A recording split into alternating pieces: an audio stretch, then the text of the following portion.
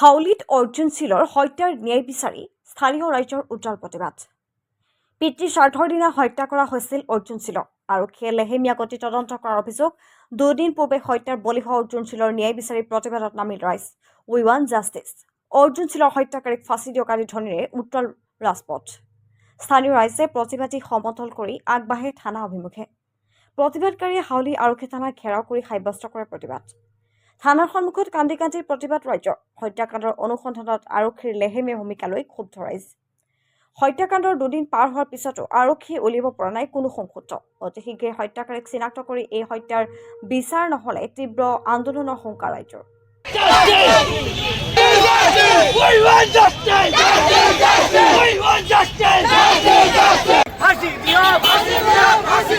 অর্জুন শিলার হত্যাকারীক ফাঁসি দিও, ফাঁসি দিও, ফাঁসি দিও। অর্জুন শিলার হত্যাকারীক ফাঁসি দিও, ফাঁসি দিও, ফাঁসি দিও। ফাঁসি দিও, ফাঁসি দিও, ফাঁসি দিও।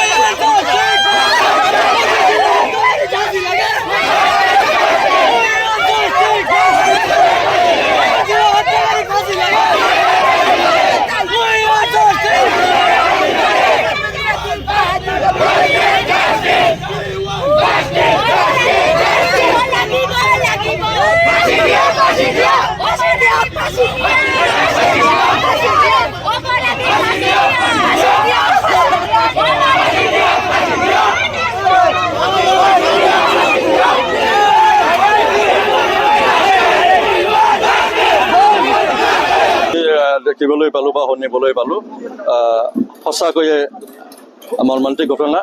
আমি দুখ প্ৰকাশ কৰিছোঁ আৰু তাৰে প্ৰতিবাদ হিচাপত আজি আমি হাউলি চাৰিআলি চকত এটা শ্ৰদ্ধাঞ্জলি অনুষ্ঠানৰ লগতে আমি এটা প্ৰতিবাদী কাৰ্যসূচী হাতত লৈছোঁ।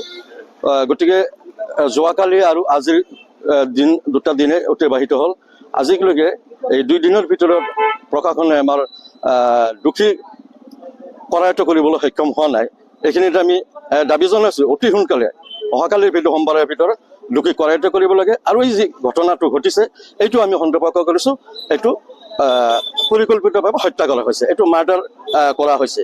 গতিকে এই সংক্ৰান্তত প্ৰশাসনে হাউলিৰ প্ৰশাসনে অতি সোনকালে এইটো কৰায়ত্ব কৰাৰ কাৰণে আমি দাবী জনাইছোঁ। আৰু নহ'লে আমাৰ এই আন্দোলন চলি থাকিব। আৰু আমি আশা কৰিছোঁ, আমি আহ্বান জনাইছোঁ হাউলি অঞ্চলৰ সমূহ ৰাইজ আৰু বিভিন্ন দল সংগঠন যি আছে সকলোৱে আগবাঢ়ি আহক, বেংগলী যুৱ ছাত্ৰ ফেডাৰেশ্যনক সহায় কৰক আৰু সেই পৰিয়ালটোক ন্যায় প্ৰদান কৰাৰ কাৰণে আপোনালোকে সহযোগিতাৰ হাত আগবঢ়াওক। এইখিনি আমি কামনা কৰিছোঁ। এয়া বৰ দুখৰ আৰু পৰিতাপৰ যে আমাৰ হাউলিৰ ব্যৱসায়ী প্ৰয়াত অৰ্জুন শীল যোৱাকালি তেওঁৰ মৃতদেহ উদ্ধাৰ হৈছে আৰু আমি সন্দেহ কৰিছোঁ পৰহি ৰাতি দুষ্কৃতীয়ে তেওঁক হত্যা কৰিছে। আৰু যোৱাকালিৰ পৰা আজিলৈকে তেওঁলোকৰ হত্যাকাৰী এতিয়ালৈকে আটক হোৱা নাই আৰু তেওঁলোকৰ হত্যাকাৰী তেওঁৰ হত্যাকাৰী এতিয়াও মুক্ত আকাশৰ তলত বিচৰণ কৰি আছে। সেইবাবে আমাৰ বঙালী যুৱ ছাত্ৰ ফেডাৰেশ্যনে এক প্ৰতিবাদী কাৰ্যসূচী গ্ৰহণ কৰিছে। আজি এক শ্ৰদ্ধাঞ্জলি অনুষ্ঠান কৰাৰ লগে লগে এক প্ৰতিবাদী সমদল উলিয়াই পেলাই আমাৰ হাউলি থানাত আমাৰ এই প্ৰতিবাদকাৰীসকলে আমাৰ ছাত্ৰ সংগঠনৰ নেতা কৰ্মীসকলে আহি উপস্থিত হৈছে আৰু আমাৰ ভাৰপ্ৰাপ্ত বিষয়াৰ লগত এক আলোচনাত মিলিত হৈছে যে অতি সোনকালে এই দোষীক কৰায়ত্ব কৰিব লাগে, কিয়নো এনেকুৱা এক যুৱ ব্যৱসায়ী তথা আমাৰ বঙালী সম্প্ৰদায়ৰ এক যুৱক, শান্তিপ্ৰিয় নিৰীহ যুৱক, তেওঁ কেনেকৈ হত্যা কৰাৰ পিছত কি ৰহস্য আছে সেয়া অতি সোনকালে উদ্ঘাটন হ'ব লাগে।